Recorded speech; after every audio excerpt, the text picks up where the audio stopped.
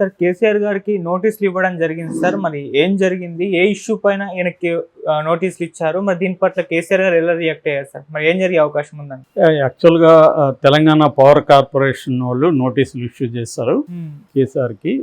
దీనికి ప్రధాన కారణం ఏంటంటే ఛత్తీస్గఢ్ దగ్గర నుంచి విద్యుత్తు కొనుగోలు చేసింది ఎక్కువ రేట్లు పెట్టి కొనుగోలు చేశారు.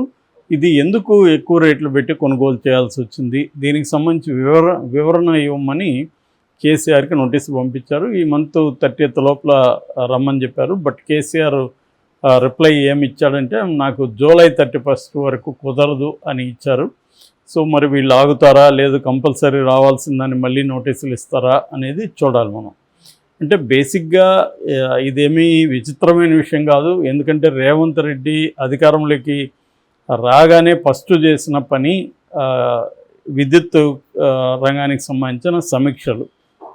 దాదాపు 85,000 కోట్లు అప్పులు ఉన్నాయి విద్యుత్ ఈ సెక్టర్లో అనేది ఫస్ట్ వచ్చింది. ఓవరాల్గా 6 lakhs పైన అప్పులు కేసీఆర్ చేసిపోయాడు అనేది రేవంత్ రెడ్డి ప్రభుత్వం తీసుకొచ్చింది. అందుకే మనకు గుర్తుంటే రేవంత్ రెడ్డి ప్రభుత్వం మొత్తం ఒక వైట్ పేపర్ కూడా, శ్వేతపత్రం ఉంటుంది దాన్ని, ఒక శ్వేతపత్రం కూడా సమర్పించారు. అంటే గత ప్రభుత్వంలో ఎక్కడెక్కడ మిస్యూజ్ జరిగింది, అంటే బ్యాడ్ గవర్నెన్స్ అంటారు దాన్ని. సో ఒక ధనిక రాష్ట్రాన్ని కూడా వీళ్ళు దివాలా తీయించడానికి వీళ్ళు ఏమేమి చేశారు అని చెప్పడానికి ఆ శ్వేతపత్రాన్ని వేశారు. సో అట్లాగే అసెంబ్లీలో కూడా దీని మీద పెద్ద చర్చ జరిగింది. అంటే క్లియర్గా రేవంత్ రెడ్డి గతంలో, అంటే ఆయన ప్రతిపక్షంలో ఉన్నప్పుడు ఏదైతే ఆరోపిస్తూ వచ్చాడో అదే ఆరోపణల్ని ఆయన తన ప్రభుత్వం వచ్చినాక వాటి మీద కమిషన్లు వేయడం, లేకపోతే విచారణలు జరపడం మొదలుపెట్టాడు. సో మనం చూస్తే కాళేశ్వరం ప్రాజెక్టు మీద చంద్రఘోష్ కమిటీ దాని మీద ఆల్రెడీ స్టార్ట్ చేసింది. దాని రిపోర్టు రెడీ అవుతుంది. అది రాగానే దాంట్లో కూడా కేసీఆర్కి నోటీసులు వెళ్తాయి. దాంట్లో దాదాపు 70,000 నుంచి 1,00,000 కోట్ల వరకు మిస్యూజ్ జరిగింది, అవినీతి జరిగింది అనేది దాంట్లో చెప్తున్నారు. అట్లాగే గొర్రెల స్కామ్ ఆల్రెడీ మనకి తలసాని శ్రీనివాస్ యాదవ్ వాళ్ళ ఓఎస్డీని మొన్న అరెస్ట్ చేశారు. దానికి సంబంధించి అధికారులను కూడా అరెస్ట్ చేశారు. తలసాని శ్రీనివాస్కి కూడా త్వరలోనే నోటీసులు వెళ్తాయి. ఎందుకంటే దాంట్లో అది కూడా స్కామ్ చేశారు వీళ్ళు. అది బినామీల్ని చూపించి ఆ బినామీల డబ్బును మళ్ళీ వీళ్ళే ఫేక్ అకౌంట్లోకి వేసి మళ్ళీ తీసుకొచ్చుకున్నారు అనేది అదొక స్కామ్. అట్లాగే మనకి టెలిఫోన్ ట్యాపింగ్లో కూడా క్లియర్గా కేసీఆర్ ఎదుర్కొనే అవకాశాలు కనిపిస్తున్నాయి. అంటే ప్రభాకర్ రావు కోసం వెయిటింగ్. ప్రభాకర్ రావు వస్తే ఆయన కేసీఆర్ పేరు చెప్పే అవకాశం ఉంది. ఆల్రెడీ రాధాకిషన్ రావు కేసీఆర్ పేరు చెప్పాడు. సో రేపు ప్రభాకర్ రావు కూడా చెప్పాలి. అయితే ఇవన్నీ కూడా ఏంటంటే రాధాకిషన్ వీళ్ళందరూ చెప్పింది కూడా కన్ఫెషన్ స్టేట్మెంట్లో చెప్పారు.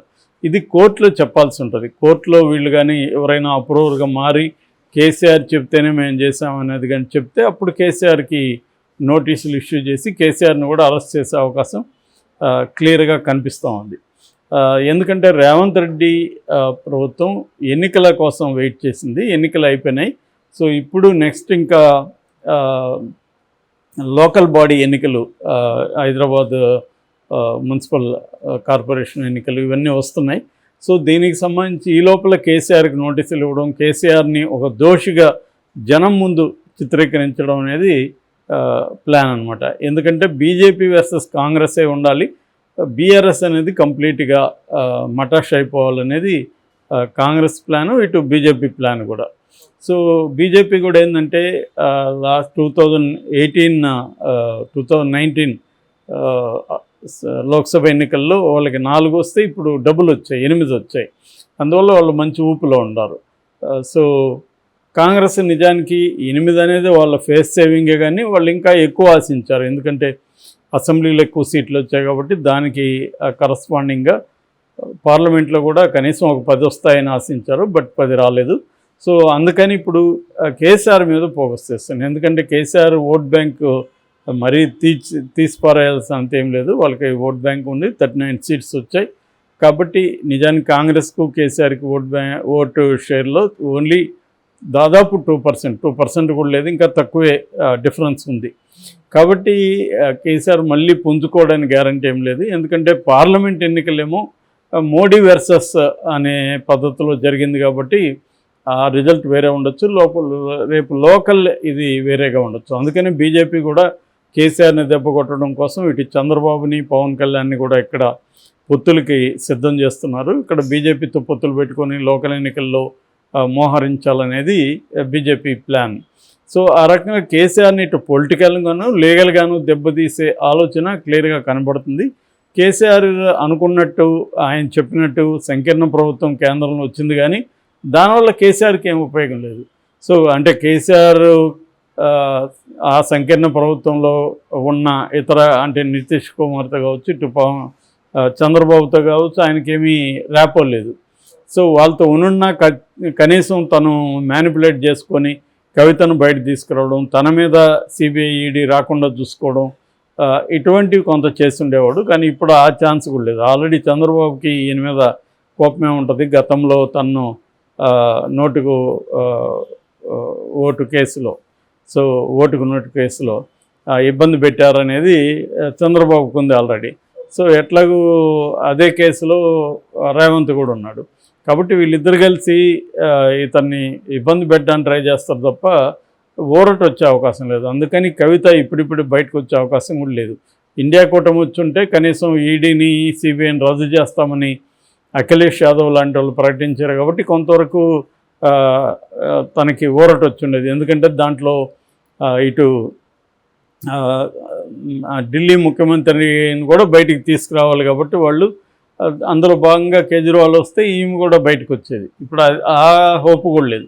ఒకే ఒక హోపు కేసీఆర్కి ఏమంటే ఏమన్నా ఈ ఎన్డీఏ ప్రభుత్వం కుప్పకూలిపోయి ఇండియా కూటమి ఏమన్నా అధికారంలోకి వస్తే అప్పుడు కొంతవరకు తనకి ఇబ్బందులు తగ్గచ్చేమో. కానీ అదర్వైజ్ అయితే కేసీఆర్కి ఇబ్బందులు ఉన్నాయి. కేసీఆర్ అరెస్ట్ అయ్యే అవకాశాలు కూడా ఉన్నాయి. ఇది ఒకే కేసు కాదు, ఇంకో వరుసగా నోటీసులు వెళ్తూ ఉంటాయి కేసీఆర్కి. సో కొన్ని సడన్గా అరెస్ట్ చంద్రబాబు నట్టయితే జగన్ సడన్గా అరెస్ట్ చేశాడు. ఇక్కడ కూడా రేవంత్ రెడ్డి కూడా ఏ ఫ్రైడే అర్ధరాత్రి పోయి అరెస్ట్ చేసే అవకాశాలు ఉన్నాయి. ఎందుకంటే రేవంత్ రెడ్డిని కూడా గతంలో కేసీఆర్ అలాగే అర్ధరాత్రి వెళ్ళి వాళ్ళ ఇంటికి వెళ్ళి తలుపులు బద్దలు కొట్టి అతను బయటికి తీసుకొచ్చారు. తర్వాత కూతురు పెళ్ళికి కూడా అతను రేవంత్ రెడ్డి వెళ్ళలేని పరిస్థితి.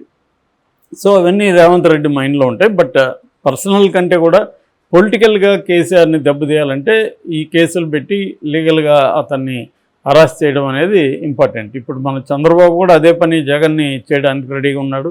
ఈరోజు కూడా వాళ్ళు ముఖ్యమంత్రిగా ఆయన్ని ఎన్నుకున్నప్పుడు ఇదే మాట అన్నాడు, మేమైతే కక్షాదింపు పద్ధతిలో చేయము, కానీ తప్పు చేసిన వాళ్ళని శిక్షించకపోతే కూడా అది అలవాటుగా మారిపోతుంది, ఖచ్చితంగా మేము తప్పు చేసిన వాళ్ళని శిక్షిస్తామంటున్నాడు. సో క్లియర్గా కేసులు పెట్టడం అనేది అక్కడ కూడా చేసే అవకాశం క్లియర్గా కనబడుతుంది. ఆడ కూడా మద్యం కుంభకోణం కావచ్చు, లేకపోతే ఇతర కేసులు జగన్ మీద ఆల్రెడీ స్టార్ట్ చేశారు. అదే పద్ధతి ఇక్కడ కూడా ఉంది. జగన్కి, రేవంత్ రెడ్డికి, చంద్రబాబుకి, కేసీఆర్కి వీళ్ళకి ఎవరికి కూడా పెద్ద ఎసెన్షియల్ ఏం తేడా లేదు. ఎవరున్నా తమ ప్రత్యర్థుల మీద ఇదే పద్ధతిలో కక్ష తీర్చుకోవడం అనేది కనపడుతుంది. కేసీఆర్ ఉన్నప్పుడు ఇటు ప్రతిపక్షాల మీద బండి సంజయ్ని అరెస్ట్ చేశాడు, రేవంత్ రెడ్డిని అరెస్ట్ చేశాడు, ప్రజాస్వామ్యవాదులను అరెస్ట్ చేశారు, చివరికి అరగోపాల్ లాంటి వాళ్ళ మీద ఓపా లాంటి దారుణమైన చట్టాలను ప్రయోగించాడు.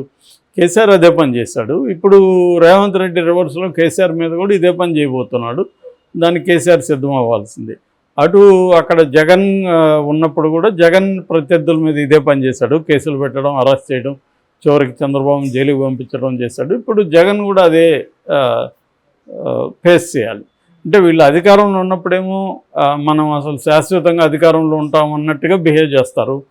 అధికారం పోయినాక సేమ్ అది ఎదుర్కొంటారు. ఇప్పుడు తెలుగుదేశం నిజానికి ఎదుర్కొన్నప్పుడు వాళ్ళకి ఏముండాలా, ఇప్పుడు చేస్తే రేపు పొద్దున మళ్ళీ జగన్ వస్తే లేకపోతే ఇంకొకరు వస్తే మనకి ఇబ్బంది అవుతుంది కదా, మనం ఇట్లా చేయొద్దు అని వీళ్ళు అనుకోవాలి కదా.